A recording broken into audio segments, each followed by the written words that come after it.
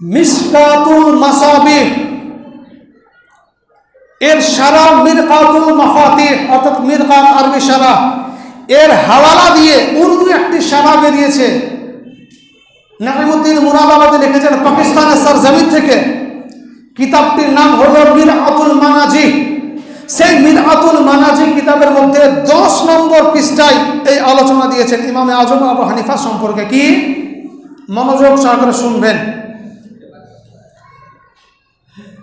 যে তিনি বলেছেন যে হযরতে আদম আলাইহি সালাতু তাসলিম থেকে ঈসা রুহুল্লাহ পর্যন্ত যত মানব পৃথিবীতে এসেছেন এর মধ্যে যতজন জান্নাতি হবেন, এই জান্নাতির ভিতরে 3 ভাগের 2 ভাগ জান্নাতি হবে আমাদের আকা ও মাওলা হুজুর সাল্লাল্লাহু আলাইহি ওয়াসাল্লামের উম্মতি। বুঝতে পারলেন? যত জান্নাতি হবে সমস্ত জান্নাতির মধ্যে 3 ভাগের 2 ভাগ কার হবে? আমাদের নবীর অর্থাৎ আমাদের উম্মতি হবে।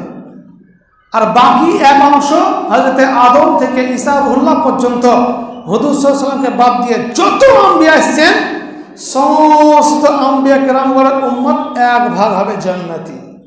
বুঝতে পারলেন আমাদের ফজিলত আল্লাহ কত বাড়িয়েছেন? এবার শুনেন, ওখানে আরো একটি বর্ণনা আছে যে পৃথিবীতে যত উম্মতে মুহাম্মাদি অর্থাৎ এই উম্মতে মুহাম্মাদের যত মুসলিম রয়েছে এই মুসলিমদের ভিতরে 3 ভাগের 2 ভাগ মুসলিম হবে হানাফি মাযহাব অনুসরণকারী আর 1 ভাগ হবে অন্যান্য মাযহাব অনুসারী। বুঝতে পারলেন?